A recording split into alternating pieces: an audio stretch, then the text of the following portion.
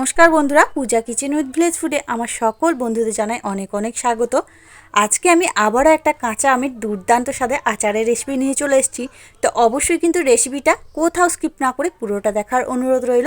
আশা করছি আজকের রেসিপিটা আপনাদের কাছে বেশ ভালো লাগবে। এখানে দেখুন বেশ কিছু আমি কাঁচা আম নিয়ে নিয়েছি। এবার এই আমগুলোকে প্রথমে ভালোভাবে খোসাটা ছাড়িয়ে নেব। এখানে আমের পরিমাণটা আপনারা বাড়িয়ে বা কমিয়ে নিতে পারেন। এই দেখুন ভালোভাবে আমের খোসাটা ছাড়িয়ে নিয়েছি। এইভাবে সবগুলোকে ছাড়িয়ে নিচ্ছি। সব আমগুলোকে একইভাবে ছাড়িয়ে নিয়েছি।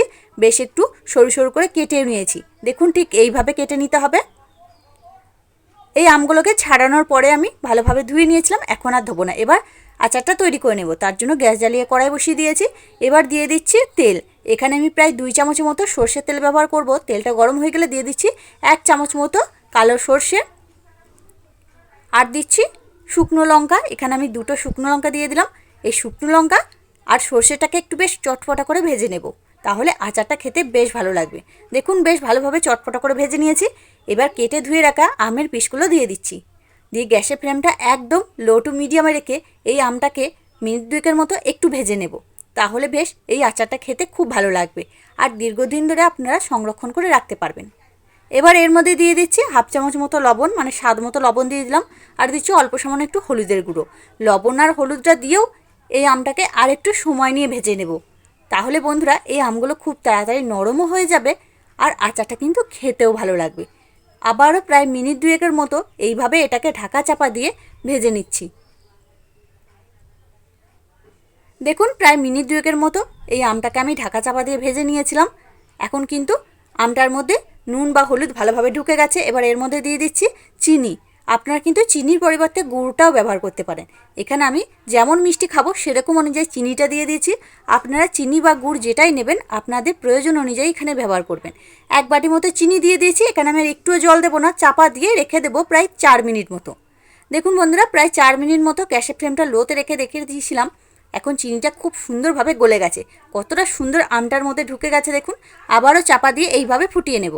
আবারও চাপা দিয়ে প্রায় 5 মিনিটের মতো ফুটিয়ে নিয়েছি। দেখুন বন্ধুরা কত সুন্দর জেলির মতো তৈরি হয়ে গেছে। আর আমগুলো কিন্তু একটুও ভেঙে যাবে না, গোটা গোটা থাকবে। আচারটা খেতে খুবই ভালো লাগবে, দেখতেও ভালো লাগবে। এবার দিয়ে দিচ্ছি 1/2 চামচ মতো গোটা জিরে, গোটা ধনে আর শুকনো লঙ্কা ভাজা গুঁড়ো করে রেখেছিলাম, সেটাকে দিয়ে দিলাম। এটা দিয়ে আমটাকে আর বেশিক্ষণ ফোটানোর প্রয়োজন নেই। আবারও 1 মিনিটের মতো একটু নেড়ে চেড়ে নেব। তারপর এই আচারটাকে নামিয়ে নিতে হবে। এর থেকে বেশি জাল করা যাবে না। এই দেখুন বন্ধুরা আচারটা কিন্তু আমার তৈরি হয়ে গেছে। এর থেকে এটাকে আর বেশি জাল করব না। এই অবস্থাতেই নামিয়ে নিতে হবে। আমগুলো বেশ গোটা গোটা থাকবে, অথচ নরম হয়ে যাবে। এইভাবে নামিয়ে নিচ্ছি। তৈরি হয়ে গেল আমার কাঁচা আমের লোভনীয় স্বাদের আচার। বাজারে কাঁচা আম ফুরিয়ে যাওয়ার আগে একবার এইভাবে এই আমের আচারটা বানিয়ে বছর জুড়ে সংরক্ষণ করুন।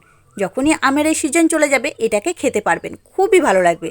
আর বানানো তো একদম সহজ, অল্প সময়ে তৈরি হয়ে যাবে, খেতে হবে খুবই লোভনীয়।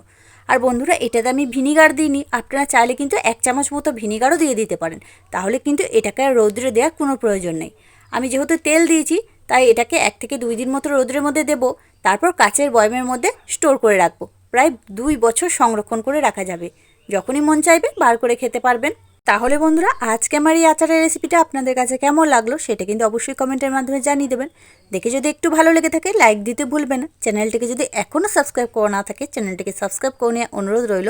তার সাথে পাশে থাকা বেল আইকনটি প্রেস করে দেবেন। আমি যখনই কোনো ভিডিও দেবো তার নোটিফিকেশন সবার আগে আপনার কাছে পৌঁছে যাবে। তাহলে আজকের মতো এখানেই, আবারও ফিরে আসছি অন্য কোনো দিন অন্য একটা রেসিপি নিয়ে। ততক্ষণ আপনারা ভালো থাকবেন, সুস্থ থাকবেন। ধন্যবাদ।